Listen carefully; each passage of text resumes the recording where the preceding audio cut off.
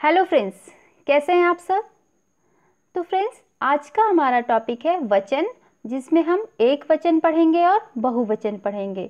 वचन का शाब्दिक अर्थ होता है कथन, और वो कथन किसी एक के लिए भी हो सकता है और बहुतों के लिए भी हो सकता है।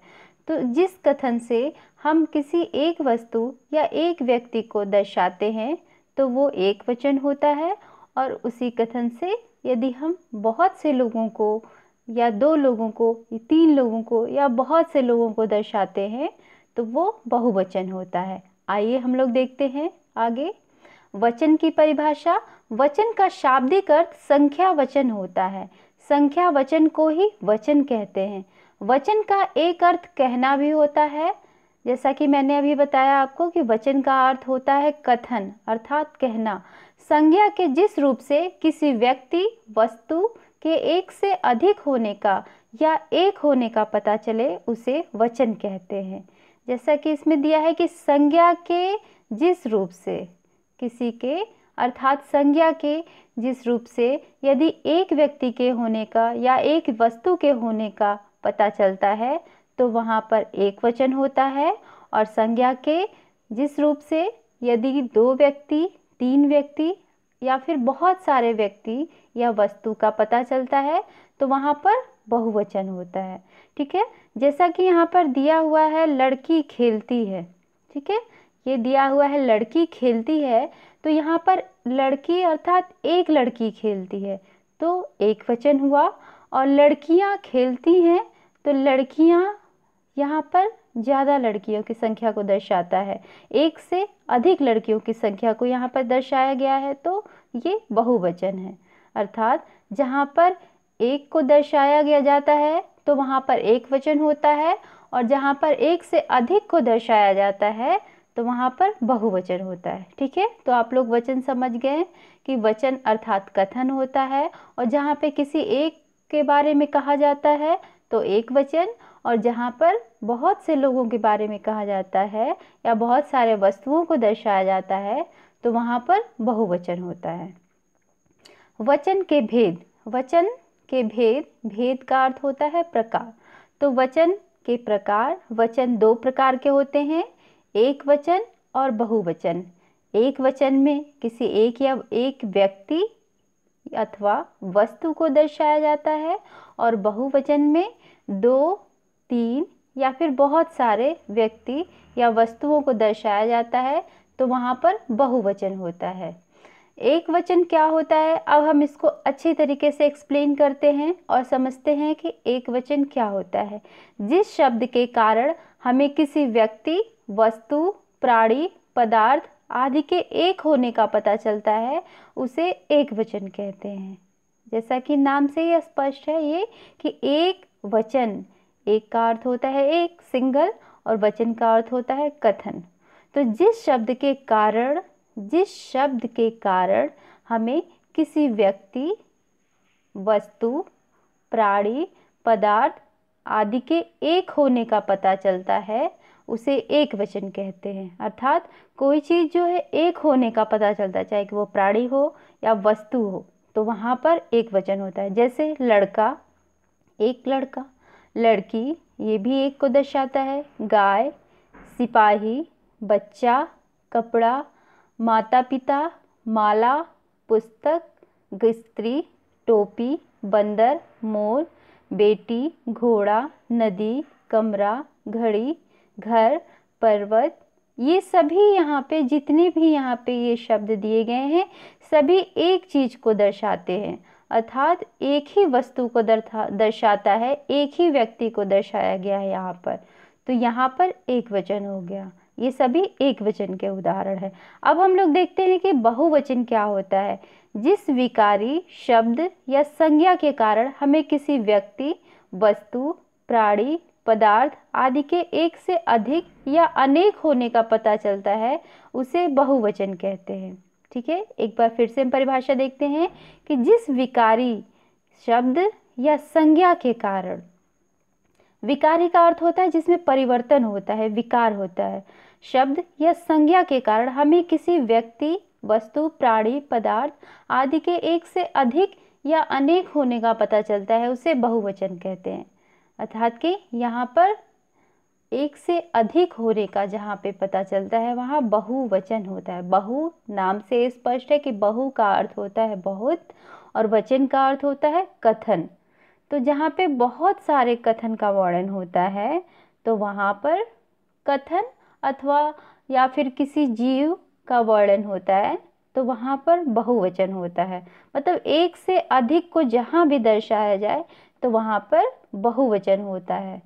जैसे लड़के, यहाँ पे लड़के बहुत सारे लड़कों को दिखाया गया है, लड़का का एक वचन है और लड़के उसका बहुवचन है। गाय एक वचन होता है लेकिन उसका वचन होता है गायें, ये बहुवचन है। कपड़े, कपड़ा एक वचन होता है और उस कपड़े उसका बहुवचन है। उसी प्रकार टोपियाँ, मालाएं अर्थात बहुत से मालाएं, बहुत सी टोपियाँ, माताएं अर्थात बहुत सी माताएं, पुस्तकें, ढेर सारी पुस्तकें, वधुएं, गुरुजन, रोटियां, पेंसिलें, स्त्रियां, बेटे, बेटियां, केले, गमले, चूहे, तोते, घोड़े, घरों, पर्वतों, नदियों, हम।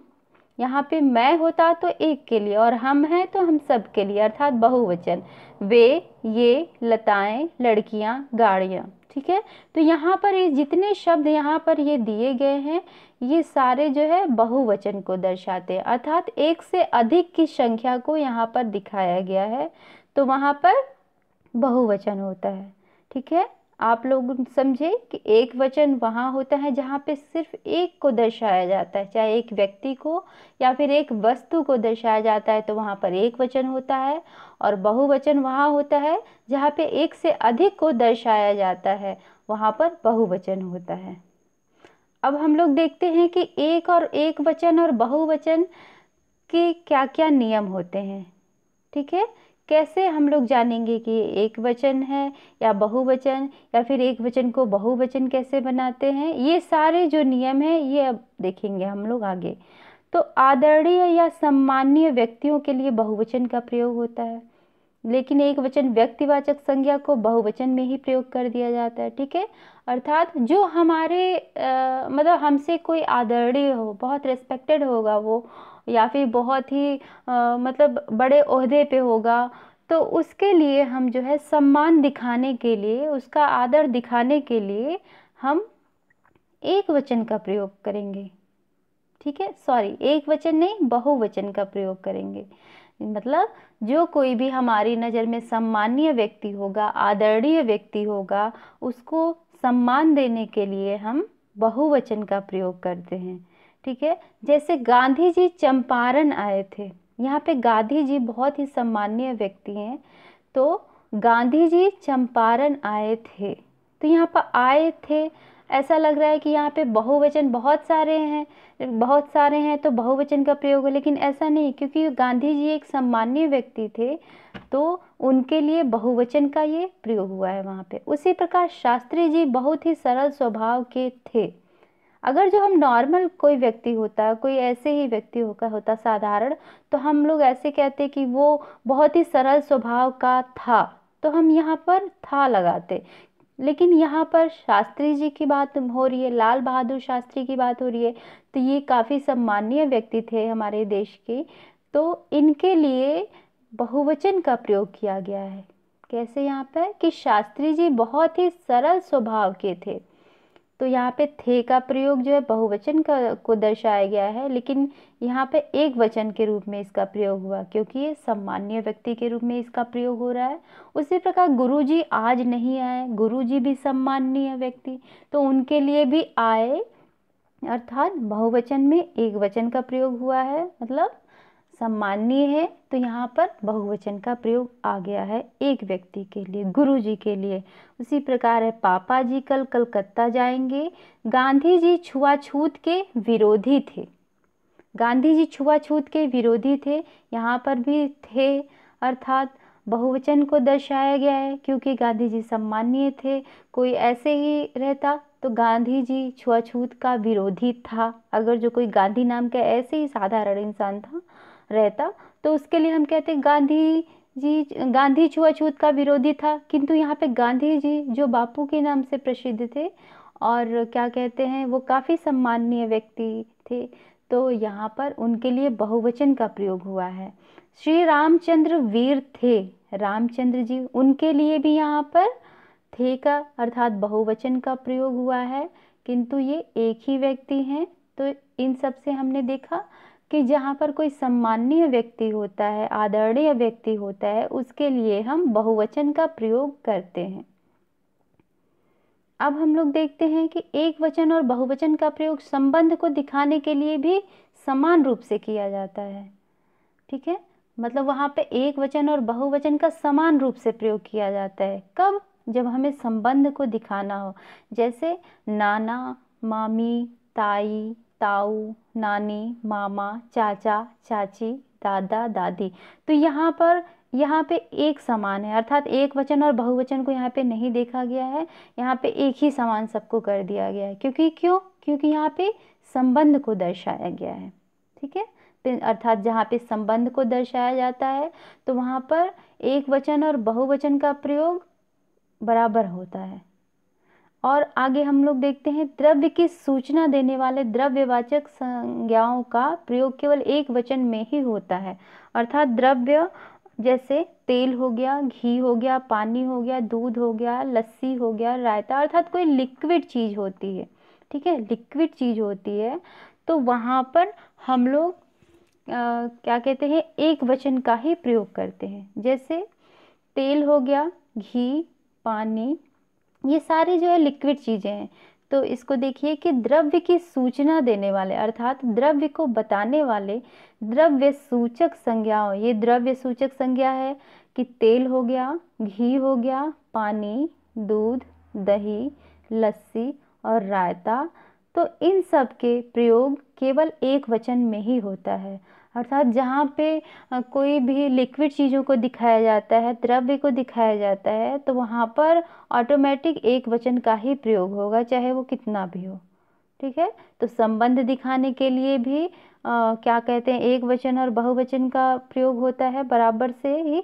और उसी प्रकार तीसरा में जो है, जहाँ पे लिक्विड चीज़ों अर्थात जहाँ पे द्रव्य की सूचना दी जाती है, तो वहाँ पर भी एक वचन का ही प्रयोग होता है।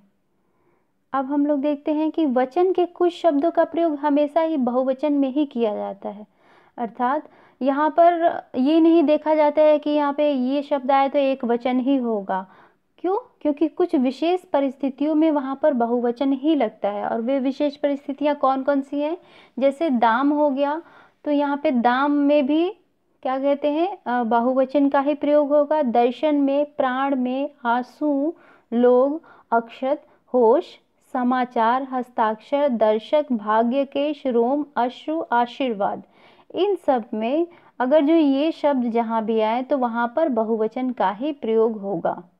देखिए, हम उदाहरण देखते हैं।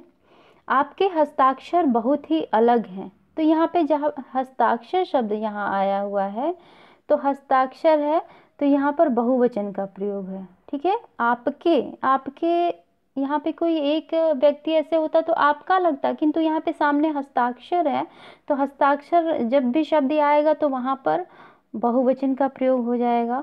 किंतु ये एक वचन के लिए, एक व्यक्ति के लिए ही है, लेकिन यहाँ पर हस्ताक्षर शब्द आ गया है, तो हस्ताक्षर जब भी आएगा तो ये बहुवचन में ही प्रयोग किया जाता है। उसी प्रकार है कि क्या कहते हैं, ये दिया है कि लोग कहते रहते हैं, तो लोग भी बहुवचन का ही शब्द है ये।